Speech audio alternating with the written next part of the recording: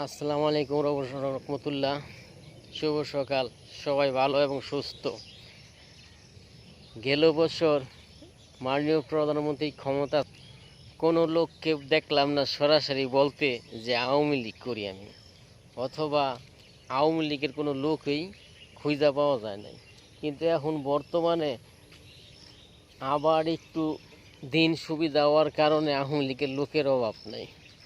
এই দুঃখে আর বাঁচি না, কারণ যারা প্রকৃতি আওয়ামী লীগ করে তারা মুখটা প্রকাশ করা লাগে না। তারা নিজে থেকেই আওয়ামী লীগ করে, নিজের খায় নিজের পরে তারা আওয়ামী লীগ করে। মিডিয়াতে কিছু বালফাকনা লোক আছে, দেশ ও দেশকে পচানোর জন্য তারাই যথেষ্ট। যেমন এক প্রকার কিছু লোক আছে, সাইফুদ্দিন মানিক, আরও কিছু লোক আছে, তারা এত প্রচারণা করে আওয়ামী লীগকে না পচাইয়া ছাড়বে না। আরও 1-2 বছর আগে আমি মাননীয় প্রধানমন্ত্রীকে একটা কথা বলেছিলাম যে আপনার লোক আপনাকে নষ্ট করতেছে। হ্যাঁ, কথাটা সত্য।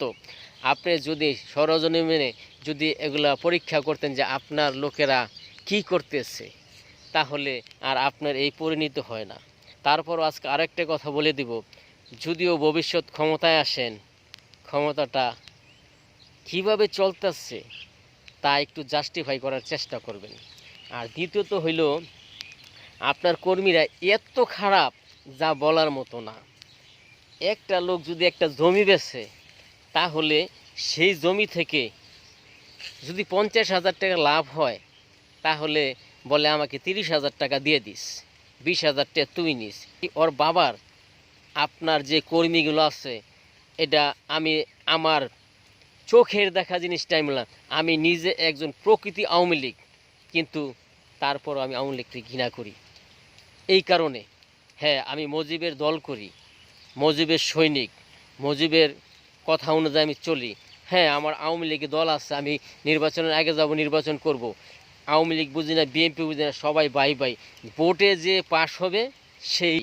আমি আওয়ামী লীগ, আপনি বিএনপি, এটা নিয়ে ঝগড়া করার তো আমার এলাকায় কোনো দরকার নাই।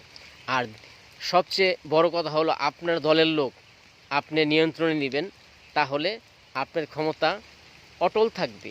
আসলে বিচারই করেন না। আপনি কোন বিচার করেন?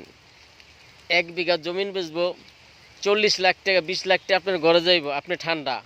20 লাখ টাকা জমিওয়ালায় পাইব। এটা তো জমি তো কৃষি ওয়ের জমি, এটা দাম আছে 1 কোটি টাকা। আপনারা তো জোর দখল নিতেছেন। এই জোর দখলটা ছাড়েন, গরিবের হক গরিবকে